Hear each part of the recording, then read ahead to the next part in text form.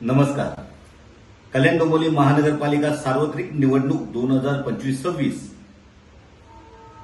भारतीय राष्ट्रीय काँग्रेस पक्षाच्या वतीने राष्ट्रीय काँग्रेस पक्षाचा अधिकृत उमेदवार म्हणून मी रवींद्र लक्ष्मी राजाराम बाणे कल्याण पूर्वेतील पॅनल क्रमांक 14 क यामधून मी ही निवडणूक लढवत आहे.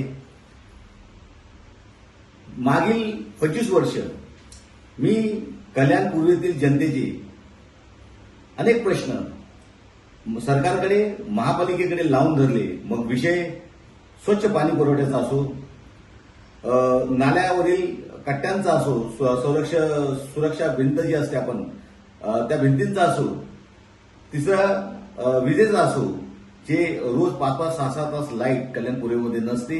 यामुळे पेशंटला त्रास होतो, जनतेला त्रास होतो आणि यावर कुठेही पायाभूत उपाययोजना हे शासनाने केलेल्या नाहीत. कल्याण डोंबिवलीच्या राज्यकर्त्यांनी देखील केलं नाही. दुसरं, अमृत योजनेचा विषय असो, 1000 कोटी रुपये जवळपास या अमृत योजनेसाठी आले तरी सुद्धा एकही उदंचन केंद्र क्षमतेने सुरू नाही. या योजनेत सुद्धा भ्रष्टाचार झालेला आहे.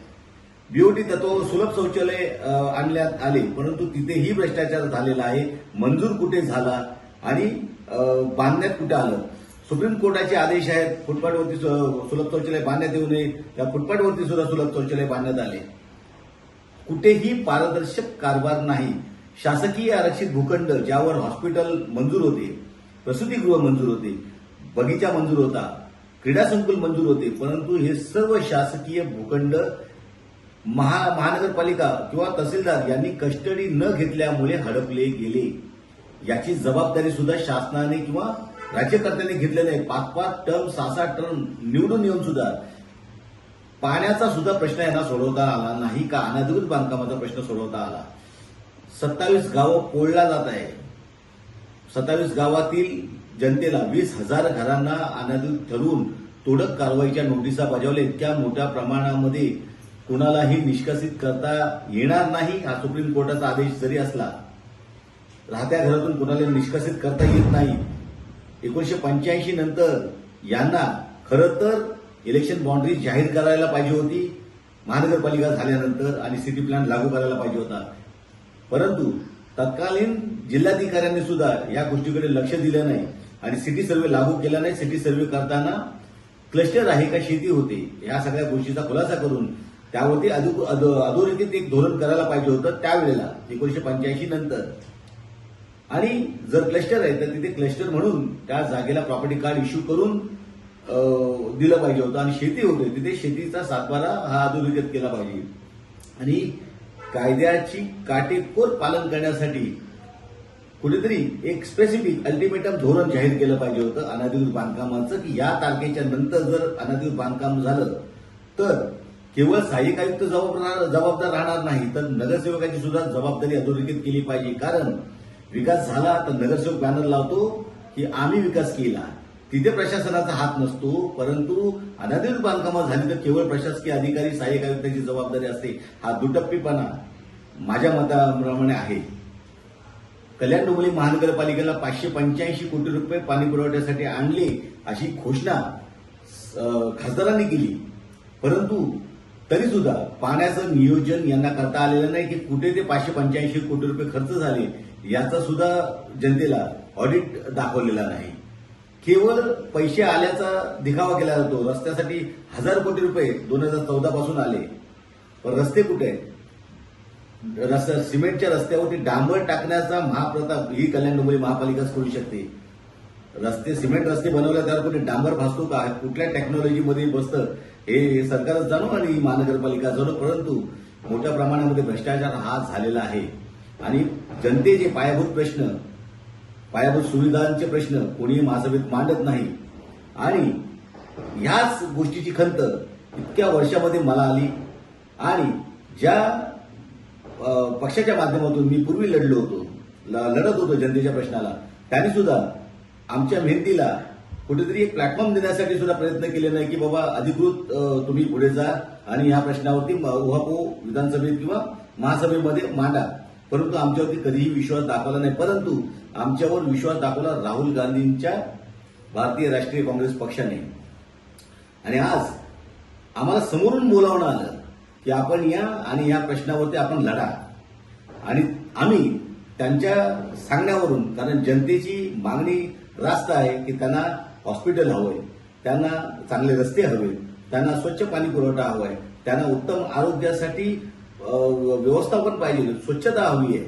आणि कुठे कल्याण डोंबिवलीमध्ये, संपूर्ण कल्याण डोंबिवलीमधील पेशंटला सुद्धा कळव्यामध्ये जावं लागतं, पण कळवा सुद्धा पूल असतो, तिथेही आयसीयू नाहीत. केममध्ये जावा, तिथे आयसीयू नाहीत. मग हॉस्पिटलची जी मागणी आहे ती रास्त होती.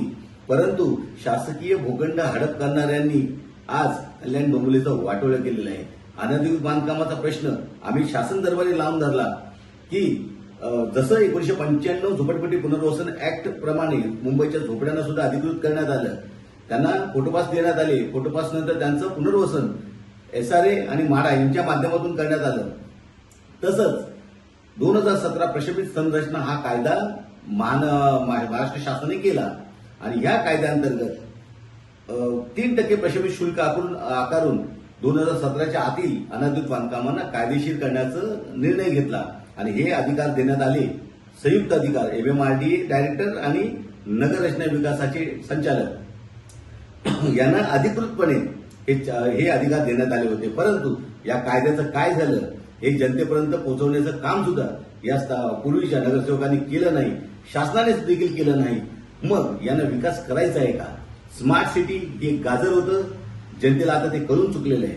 पुन्हा यांनी फुकटचा दिखावा करण्यासाठी क्लस्टर डेव्हलपमेंट आणलं, परंतु यांना कुठेही जनतेची पायाभूत सुविधा पुरवून द्यायच्या नाहीत, कुठल्याही प्रकारचा प्रकल्प पूर्ण करायचा नाही. स्मार्ट सिटी घोषित केलं, परंतु स्मार्ट सिटी हा प्रकल्प आहे, तर प्रकल्पामध्ये केवळ एक रस्ता येत नाही, केवळ एखादा विभाग येत नाही. प्रकल्प म्हटला तर पूर्ण कल्याण डोंबिवलीला तो प्रकल्पाचा दर्जा द्यावा लागतो, जनतेच्या हरकती मागवाव्या लागतात आणि जे बाधित होणार आहेत प्रकल्पामध्ये त्यांना योग्य मोबदला देऊन त्यांना सुद्धा या स्मार्ट सिटीचं महत्व पटवून एक प्लॅनिंगनुसार जे काही आरक्षित भूखंड असतो त्याच्यावरती पायाभूत सुविधा पूर्ण, म्हणजे हॉस्पिटल द्या, गार्डन द्या, चांगल्या शैक्षणिक शाळा द्या. जसं दिल्लीच्या सरकारने करून दाखवलं होतं मागच्या, त्या सरकारने सुद्धा चांगल्या हायटेक शाळा त्यावेळेला उपलब्ध करून दिल्या. कल्याण डोंबिवलीच्या शाळा तर न बघितलेल्या बऱ्या, इतक्या थर्ड क्लास दर्जाच्या शाळा या लोकांनी आता करून ठेवलेल्या आहेत.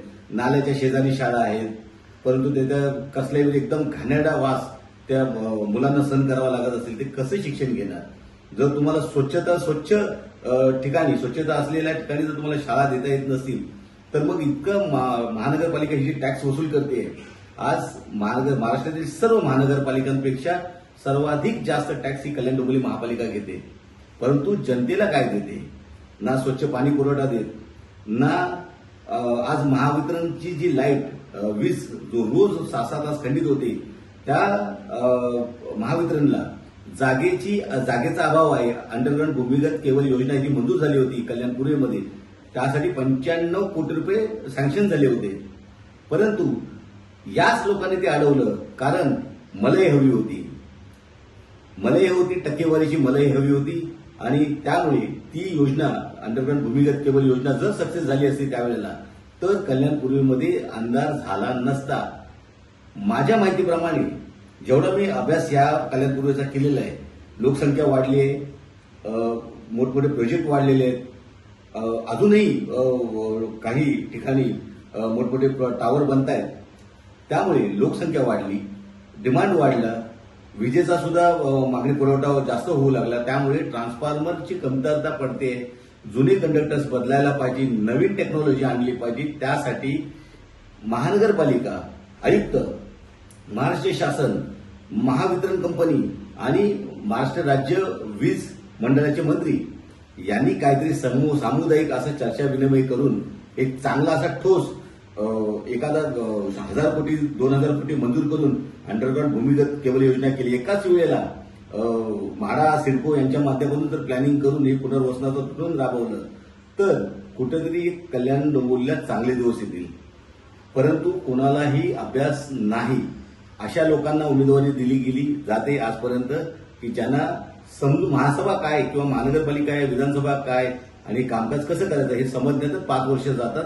पुढच्या 5 वर्षामध्ये पुन्हा महिला आरक्षणाच्या जागेवर पुरुष आरक्षण पडलं तर त्या आरक्षणाच्या हिशोबाने अजून कोणतरी आणून बसवला जातो. परंतु दरवेळेला 5-5 वर्ष केवळ टक्केवारी खाण्यासाठीच काम या महापालिकेमध्ये झालेलं आहे कल्याण डोंबिवली. आणि याला कुठेतरी श देण्यासाठी भारतीय राष्ट्रीय काँग्रेस पक्षाच्या वतीने मी अधिकृत उमेदवार म्हणून चिचपाडा 14 पॅनल क्रमांक 14 क येथून निवडणूक लढवत आहे.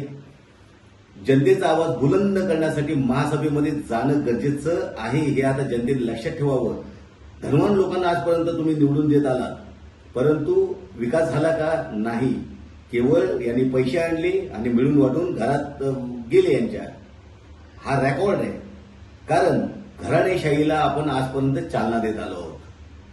नवरा झाला, बायको झाली, पोरगा झाला, सून झाली, सगळं झालं. काय चाललंय?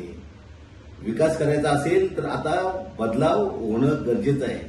आणि जोपर्यंत बदल होत नाही तोपर्यंत हे सातत्याने असं होत राहणार. अभ्यासू लोक बाहेर कार्यकर्ते म्हणून सदरंजा उचलणार आणि हे ज्यांना काहीही माहिती नाही केवळ पैशाच्या जोरावरती निवडून जाणार. मग विकास कसा होणार? म्हणून जनतेने आता हे ठरवावं की विकासाला प्राधान्य द्यावं का पैसे घेऊन पुन्हा 5 वर्ष अंधारात लोटावे. बाबासाहेबांच्या संविधानाने प्रत्येकाला जगण्याचा अधिकार दिलेला आहे. आपण टॅक्स पेयर आहोत. कल्याण डोंबिवलीची जनता ही टॅक्स पेयर आहे. शासनाला आपण टॅक्स देतो आणि टॅक्स देऊन सुद्धा जर आपल्याला अच्छे दिन येणार नसतील, स्वच्छ श्वास घेणं सुद्धा आपल्याला मिळणार नसेल, प्रदूषित शहर मिळणार असेल, खड्डेयुक्त रस्ते मिळणार असतील, दुर्गंधीने पसरलेले गटार जर तिथे असतील. खरं तर गटारांचा पण एक नियम आहे. पावसाळ्याचे 3 महिने जर आपण पकडले तर ते तेवढ्या वेळ फक्त ते पाणी त्याच्यात राहायला पाहिजे. पावसाळ्याच्या नंतर सगळी गटारं सुकी स्वच्छ असायला पाहिजे, हा नियम आहे. परंतु इथे नियमाला फाट्यावर मारलं जातं. रस्ते बनतात, गटारं बनत नाहीत. अनेक ठिकाणी मी असे स्वतः पाहिलेले आहे की आरसीसी रस्ते बनवले, कोणी बनवले ते इमाम माळी पण सांगू शकत नाही, बांधकाम विभाग सांगू शकत नाही. स्वतः आयुक्तांकडे मी एक मेसेज केला होता, तेही सांगू शकले नाही की हा रस्ता कोणी बांधला. गटारं नाहीत अशी रस्त्याची अवस्था आणि वर्ष झालं पैसे खाऊन मोकळे. दिखावा कोण करणार? या गोष्टीचं ऑडिट कोण घेणार? कोण नाही.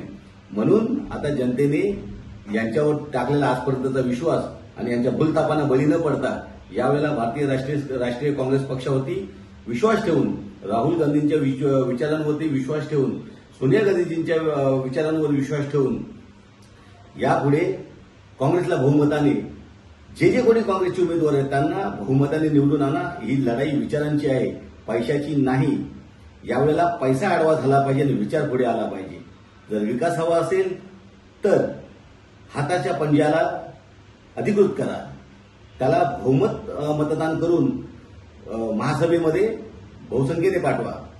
जे कोणी आमचे उमेदवार उभे आहेत त्यांना सहकार्य करा. आणि एक लक्षात ठेवा, एक शास्त्रज्ञ होता उक्रेन नावाचा, त्यांनी म्हटलं होतं की पृथ्वीच्या पाठीवर मला एक जागा अशी मिळावी जिथे मी उभा राहू शकेन, मी अख्खी पृथ्वी त्या क्रेनच्या साह्याने उचलेन. तो आत्मविश्वास आज आमच्यात आलेला आहे. आम्ही आज म्हणतो की मी स्वतः 13 नंबर पॅनलमध्ये मी निवडणुकीला इच्छुक होतो, परंतु 14 मध्ये मला दिलं. मी पक्षाला हेच सांगितलं की मला कुठेही उभे करा, तिथून जर जनतेने विश्वास दाखवला तर संपूर्ण कल्याण डोंबिवली प्रभाग 14च नाही तर पूर्ण ठाणे जिल्ह्याच्या विकासाला मी एकदम हायटेक करून सोडेन. आणि यासाठी माझं पॅनल काम करेल. आजपर्यंत जो काही पाठपुरावा केलेला आहे तो लोकांना माहिती आहे. जे लोकांसाठी मी कामं केलेली आहेत आमच्या संघटनेच्या माध्यमातून तेही लोकांना माहिती आहेत. आणि त्यांचा जर आमच्यावर विश्वास असेल तर त्यांनी आम्हाला आमच्यासोबत यावं, आमच्यासोबत राहून विकास करावा. विकास कसा नाही होत? जर जनता जर माझ्यासोबत असेल, जनता जर रस्त्यावर येणार असेल माझ्यासोबत, तर विकास हा हरवला जाणार नाही याची ग्वाही देतो. आणि तुमचे जे काही प्रश्न आहे मी रायटिंगमध्ये द्यायला तयार आहे की तुमचे हे प्रश्न सोडल्याशिवाय मी मोकळा श्वास घेणार नाही. कायदे आम्हाला माहिती आहेत, विधिमंडळाचा अभ्यास माझ्याकडे आहे. 13 वर्ष मी विधिमंडळाचा अभ्यास केलेला आहे, त्यामुळे मला सर्व कायदे कानून माहिती आहेत. तुमचे प्रश्न मी लिहिल्या सोडू शकतो, परंतु साथ जनतेची पाहिजे. तुमची साथ असेल आणि तुमच्या बरोबर जर भारतीय राष्ट्रीय काँग्रेस पक्षाचा हात असेल तर कुठलीही गोष्ट अशक्य नाही. अशक्य ही शक्य करेल भारतीय राष्ट्रीय काँग्रेस पक्ष. नमस्कार. जय हिंद, जय महाराष्ट्र, जय भारत, जय संविधान. धन्यवाद.